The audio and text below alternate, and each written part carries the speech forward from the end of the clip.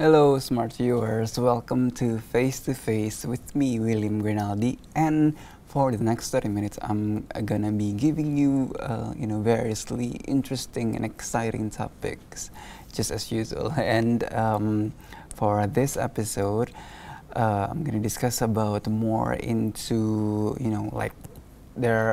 nowadays there are so many, influencers, beauty vloggers, and sharing their beauty tips from social media to social media also. And I'm gonna be giving you some examples of beauty hacks that can be applied in everyday situations. You can get it from anywhere, and it's for everyone. So for the next the first beauty hacks, from a homemade pore strip to an exfoliator made out of sugar and teeth whitener, created from cupboard ingredients. Homemade pore strips, you can glance at the ingredients list of shop-bought pore strips designed to clear blackheads, usually on your nose, and you'll see a list of synthetic ingredients, probably including preservatives, butylene glycol, which has a drying effect on skin, so an increased risk of irritation, rashes. So simply just saturate a muslin cloth with 1 teaspoon of filtered water before adding 1 teaspoon of organic flour and 1 teaspoon of raw honey, and you can apply it to your affected area and leave for 5 minutes and remove the unblocked pores. And also, the next one is dry brush. So if you don't already spend a few minutes every evening dry brushing your skin, this is one quick natural beauty hack, and you should definitely fit in your schedule. So you simply need a natural brush designed specifically for skin, and then use short strokes towards your heart to gently exfoliate skin, boost your circulation, unblock pores, and help to remove toxins from your system.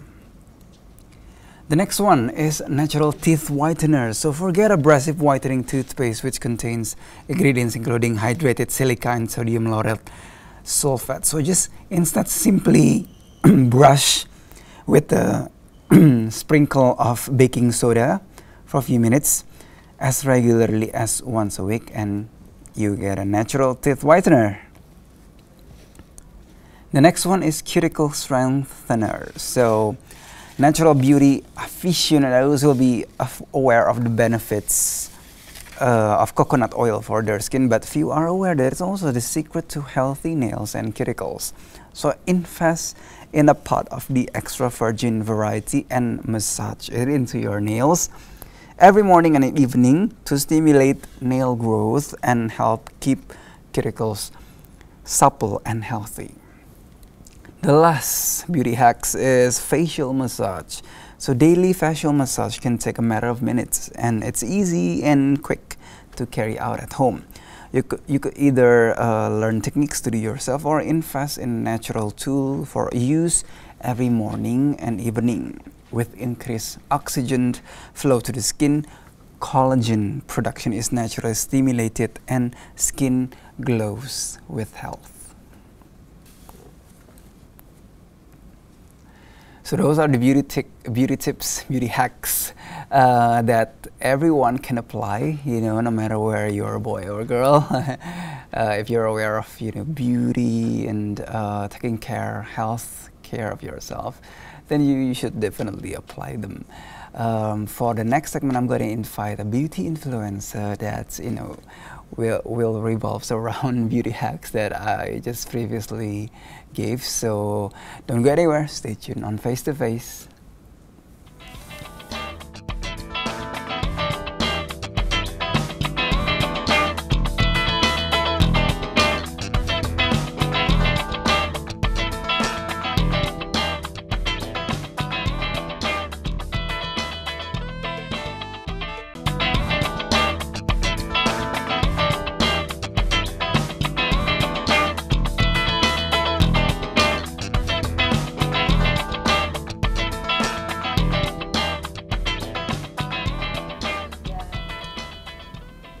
Hello, smart viewers. Welcome back to Face to Face. Still with me, William Grinaldi. And as I promised in the previous segment, I discussed about like beauty tips, beauty hacks, and as I promised, and I will invite one of beauty influencer. We'll discuss about how she got into beauty and beauty care. So without further ado, maybe you can introduce yourself briefly. Hi, my name is Annetta Darandri. A lot of people know me as Annetta from my work as a beauty editor. Some people might discover me from beauty articles that I do, or YouTube videos that I do with my company. But other than that, I also share about beauty related stuff through my social media account, especially Instagram and also my personal blog. Maybe you can share about how you got into beauty and like beauty tips, beauty hacks. My fascination to beauty started all the way back when I was like 11 or 12, because I grew up with 3 older sisters, and my mom was also really not into makeup, but she did wear makeup. She loved looking nice and everything. But I think the very first beauty stuff or inspiration that I got, the very first influence to beauty that really got me into it was through fashion magazines that my sister used to buy. I will read them, and that's why up until today, I think that's why when it comes to beauty, when it comes to makeup, I'm heavily influenced with editorial makeup that you will find easily from fashion magazines. Oh yeah, and then maybe you can also like share how you come up with and establish your put in your passions into these outlets, social media like that. Yeah. I think so. Professionally, since 2012, I've been working as a journalist. I started off as a lifestyle journalist, and then I wrote about football as well. And yeah, really. Yeah, that's a contradiction. Yeah, I know. I get that a lot. But beauty, I know from day one, beauty will always be my #1 passion. And then so I would say by end 2014, early 2015, I decided let's write professionally about beauty. And then just naturally, I will do makeup looks and share my favorite products through social media. I mean, just like any other people would share what they like. In my case, what I like is makeup and beauty, so I share things through my social media, and then I write blog. And now I have quite a following, so I think that's how it all started. And now, yeah, currently I'm a senior editor for femaledaily.com, which is a established online beauty community in Indonesia. So I think that also helps, kind of. And talking about like beauty and taking care of yourself, maybe you can also share on what you share on your profession, like in Female Daily, as you mentioned, and also what is the signature of your your beauty tips and beauty routine, like that. Okay. With my position as a senior editor for the company that I work for, from day one, I've been told that it's beyond makeup, it's beyond skincare, it's about empowering women through beauty. That's why you will find in our video or also articles, we don't only talk about lipstick and stuff like that. We talk about empowering women through a healthy lifestyle, anti-body shaming and stuff like that. With signature, the past couple of years it's been about diversity. Like, we have to embrace diversity, like why we don't have enough foundation colors and stuff like that. But with Female Daily, it's always about that from day one. Beauty for us is never something exclusive. Everybody should be able to find who they are in the beauty community. And speaking of me, what I share, my signature, like I said earlier, I love editorial makeup. I love special touch when it comes to beauty, because it's a creative outlet.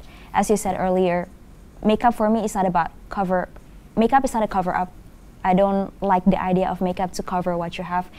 It's about channeling different inspirations and also feel that I have that will change on a daily basis, and I think people can see that through my Instagram. Yeah. Oh yeah, so it's about accentuating on what you positively have, and try to bring that confidence. Yeah. Yeah, that confidence. And I get a lot from people these days, like, you wear a lot of makeup. Oh, maybe what you mean is that I'm not afraid of colors, because those are two different things. When you wear a lot of makeup, it's like thick foundation and stuff like that. No, I don't do that. I don't even wear like false lashes. But I think what people don't understand is that I'm just not afraid of colors, you know. I hate it when people think that makeup is natural, embrace your natural features. Yeah, but there are tons of colors that you can play with out there. And it doesn't mean that you have to put tons of it. Just be creative and don't be afraid with creating different looks. And that's what makeup is for me. Yeah, think of your face as like a canvas, you know, you can try to bring creativity. Because I sketch as well. I also write. And I think we all know that, yeah, makeup is just like a part of that. Makeup is just like art. So for me, again, I cannot stress it enough. Makeup is not about looking pretty. It's not about covering things up. For me, it's about be creative, creating different looks. That's what makeup is for me. So when I have like blemishes, like breakouts, I hate to put makeup actually, because I just hate the idea of covering something up with makeup, because makeup is never that for me. Makeup is about channeling different emotions and looks, and I do that on a daily basis, you know. So when I put makeup to cover this redness, I hate that actually. And maybe you can share about, you know, the correlation between, you know, like applying makeup, you know, beauty, and relating to the women empowerment. It's funny because me and my colleagues, we just talked about this like last week, how it's amazing how, let's say you have like dry skin and you still cannot find the right skincare or the right moisturizer for you. And it's amazing how once you find it, maybe through a beauty influencer, and you feel confidence because, wow, I feel good, my skin feels good. And then just something as small as a skincare item it's amazing how it can boost your confidence level. So the correlation is when you feel good about yourself, you feel confident and you feel like you can do basically anything, and I believe in that. That's really, really true. When I'm not feeling, when I'm feeling like wearing a very dark, nasty looking smoky eyes, and people go like, maybe you can tone it down a little bit. No, this makes me feel good. Why should I change it? It sounds very cliche maybe, but it's true. It's true. When you look in the mirror and you're happy with what you see, your confidence level will boost up. Really. Yeah, so it's about personal choice and preference. Yeah, exactly. You should do what you like, not what people want to see you wearing a certain look. No, it's about you. Yeah, okay, so the discussion is getting more interesting, but we're gonna have to take a little break, so be sure to stay tuned on Face to Face.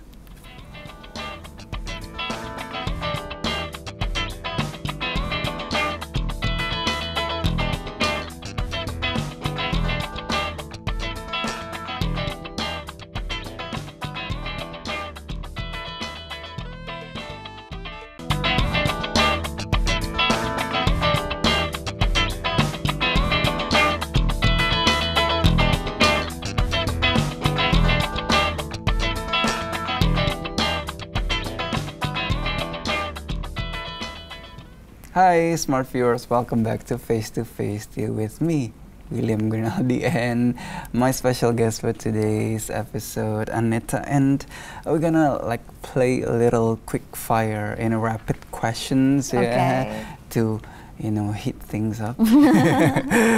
So are you ready for the questions? Super ready. Okay, so question number 1, Sephora or MAC? Sephora. What is your favorite eyeshadow? Currently Wet n Wild. What is your favorite lipstick? I do lip gloss, not lipstick. Drugstore or high-end makeup? Oh my god, currently high-end. Which celebrity always has great makeup? Angelina Jolie. Yeah. Could you ever leave the house without any makeup on? Yes. Matte or shimmer eyeshadow? Shimmer eyeshadow, as you can see. So let's discuss about, you prefer more on the high-end makeup. Maybe you can describe of what specific look? With high-end makeup, we have to see, like, when you pay more for an item, you have to see it as an infestation as well. I would spend more on eyeshadow and also base makeup, because with base makeup, it touches your skin directly. Yeah. So you have to, you know, be aware of the quality and stuff. And 8 out of 10 times, high-end foundation excel the cheaper ones always. The quality. Yeah. And with eyeshadow, because it's all about pigment and it has to be blendable. Yeah, I rarely find like cheap eyeshadow that performs well, except like I mentioned earlier, Wet n Wild. Wet n Wild is an affordable brand, but it performs. But it's very rare that you will find that kind of case. So with base makeup and eyeshadow, I'm willing to spend more. But for lipstick and blush and stuff like that, you can find very, very good ones with more affordable price. And I mean, yeah, again, when you pay more, you have to see it as an investation. Yeah, because as an investment. Yeah, because it directly touches your skin. Yeah, it touches your skin. You have to pay attention to that. It's not just about colors. Yeah. And you mentioned that Angelina Jolie has what kind of aspect, you know, like for great makeup? I follow one of her go-to makeup artists on Instagram. His name is Mayton. I talked with him in person as well. Oh. Yeah. It's always about very healthy looking skin. Like, it's not like fake foundation. You still can see her skin. And they always focus on her eyes. Her eyes naturally are amazing, so they only focus on that. And you still can see maybe like blemishes and stuff like that. I'm all about eye makeup. I love eye makeup. And that's why I really can relate with her makeup style. Because it's understated, it's sophisticated, but it's not really about the makeup. It's more about the image that it creates, you know, like she's strong, you know, and she's elegant, and her makeup tells that story about her. It's more about the end result, holistically, rather than just the makeup. That's what I like it. Yeah, and you say that, you know, you could ever leave the house without the makeup on. Depends, sometimes. And so let's continue our conversation. Like, you know, what is the most memorable thing or moment you can share about being a beauty influencer? First of all, I never claim myself as a beauty influencer because I mean, like, I share about beauty, but I think it is a popular term people use today to describe people like me, which is totally okay. The most memorable and what is special is that every day on a daily basis, I will get messages from my followers. Some just like saying thank you for a product that I recommend that end up working really, really well for them. Some even go as far as post Instagram story about my blog posts, or even copying my makeup look. And that's very humbling for me. I find that to be very humbling. Like, I never meant to be an inspiration for people, stuff like that. No, I just share what I like. When I like this foundation, when I like this lipstick, I want to talk about it. So it's not about like getting recognition and stuff like that, but in the end, that's what I get.